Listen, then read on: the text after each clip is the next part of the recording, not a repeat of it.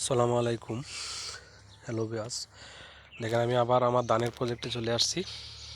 এই যে দেখেন যে ধানটা আপনারা দেখতেছেন, এটা হলো বিধান 100, যেটা আমরা বঙ্গবন্ধু হিসেবে চিনি আর কি। তো এই ধানটা কিন্তু অনেক সুন্দর একটা ধান। এই দেখেন আমারটা কিন্তু এই বৈশাখ মাসে দেওয়া লইব, ঠিক আছে? বৈশাখ মাসে কিন্তু আমি আমার ধান কেটে ফেলবো। তো এটা কিন্তু ফলন খুব সুন্দর।